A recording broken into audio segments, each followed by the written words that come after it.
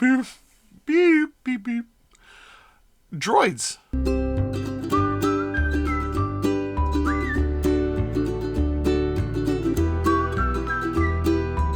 Hello and welcome to another episode of Blastercaded Painting. Today we're going to be painting R2-D2 and C-3PO from Star Wars Shatterpoint by Atomic Mass Games.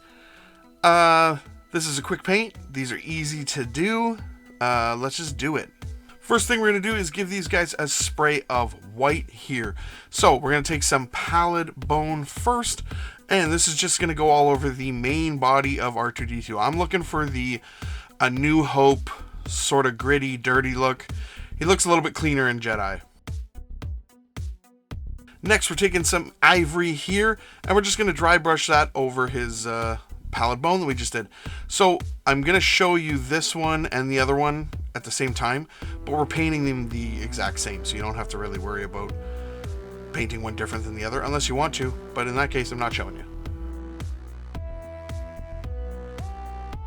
Next, we're going to take some bold titanium white, and we're going to do another lighter dry brush on there, hopefully focusing more on just the raised edges. No, actually, I'm going to slam it all over it, apparently. So, yeah, there we are. And like I said, the exact same thing on the other one. Next, we're going to take some polished silver here. This is going all over his dome. So he has a silver dome up on top.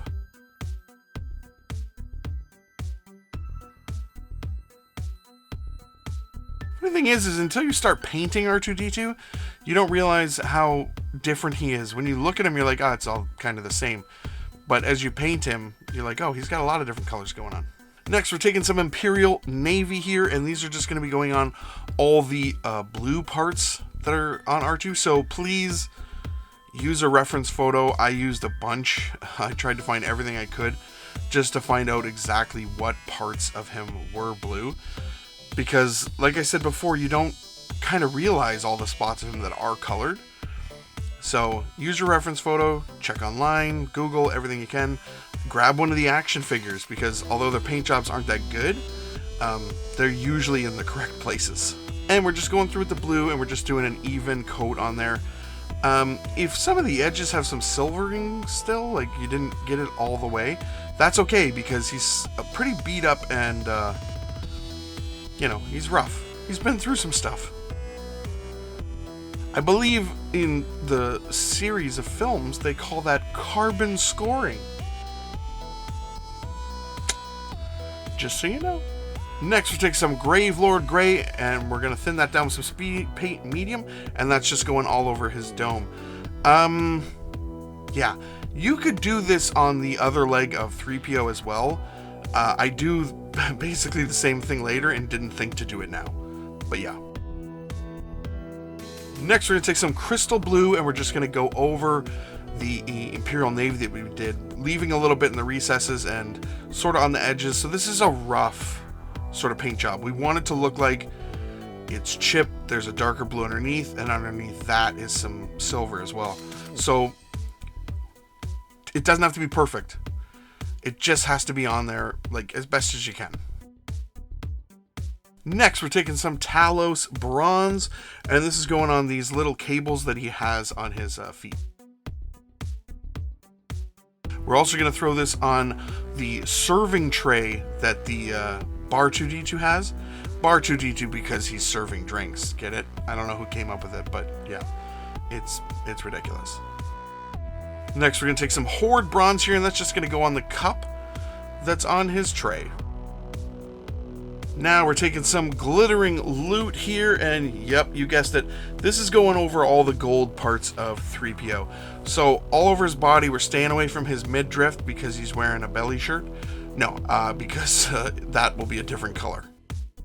We also want to get this on his legs, except for that one leg. Now we take the polished silver, so yeah, I should have done this before, and this just goes on the lower part of his right leg.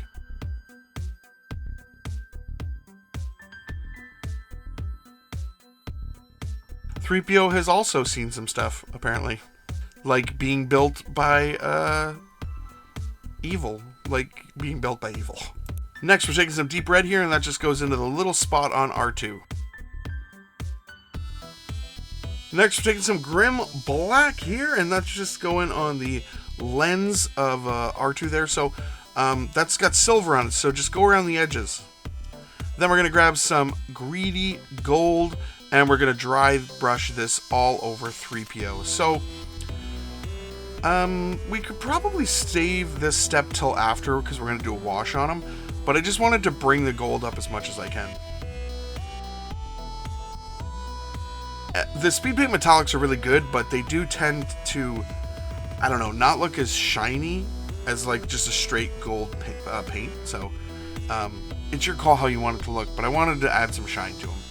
Next, we're taking some weapon bronze here, and we're just going to do a dry brush all over R2's serving tray, and yeah, just kind of bring that metal up like I said. Next, we're hopping over to some Grim Black again here. We could have done this at the same time, I just didn't. And this is going all over 3PO's mid-drift. We're going to take some Demonic Yellow here, and we're going to kind of go into his eyes and light those up. Then we're taking some Matte Black, and very carefully we're going to dot in the center of those eyes. Now, honestly, you can skip this step if you want, but he does have a spot right in the middle that's black. We're taking some Deep Red, Demonic Yellow, and Sky Blue, and we're just going to go through and pick out these wires that he has on his midriff and just paint them different colors. So we got the red, the yellow, and the blue. Doesn't have to be perfect unless you want it to be. Go find a reference photo, but just pick some out and get some color on them. Can we talk a minute about the droid torture chamber in Jabba's palace? It's the weirdest thing. I don't understand it. They're programmed, so they're programmed to feel fear, because we know C-3PO is afraid of everything. It's such a strange idea. That's what makes the original Star Wars movies so cool. There is no reason for that scene to exist, other than telling them you're going to be a protocol droid for Jabba, a translator, and you're going to be going to the sail barge. That could have just been said in that room after they sold them. They didn't have to create a whole thing where they go into a droid torture chamber where they're burning one droid's feet and then pulling another one apart like on the rack. It's so weird and so cool. It's not necessary. That's what made the original Star Wars movies so good. It's not necessary at all.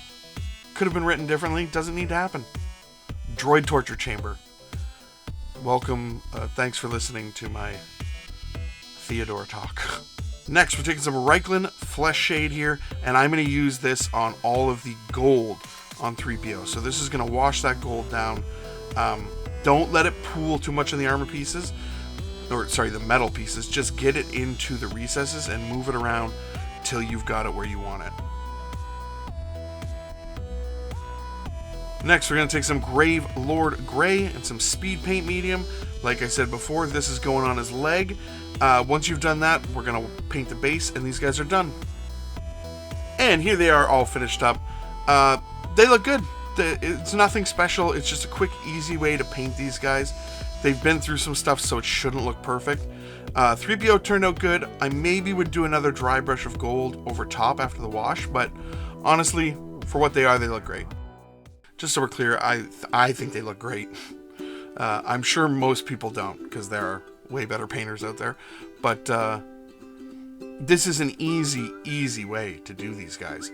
And I personally think anybody could do it that way. So if you're sitting around thinking you can't paint, you can't get the results that you want, start small. Start with something like this that you can achieve with some speed paints and some dry brushing. You don't have to go in and do a lot of detail work. Like, you can really progress in this hobby, especially with all the tools available now. You can progress quite quickly and actually get some results that I definitely could not have got when I started the hobby. There would have been a completely different way of painting these guys, and it would have taken a lot longer. Paints back then weren't as good as paints now, so there's a lot of room to grow in this hobby now, and to start very small and expand way out there in your painting skills.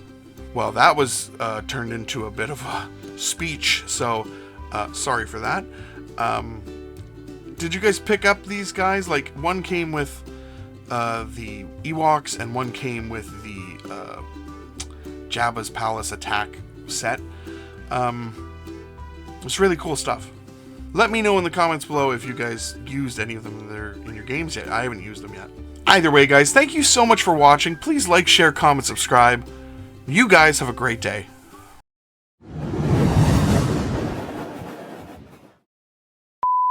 Let's do a test of our sound. Let's test our sound right now. Unplug this thing and test the sound. How are you? Blastercated painting. Check out back there. My wife got me a giant Rancor from 1984. Oh, yeah. Haircut. It's a sound test.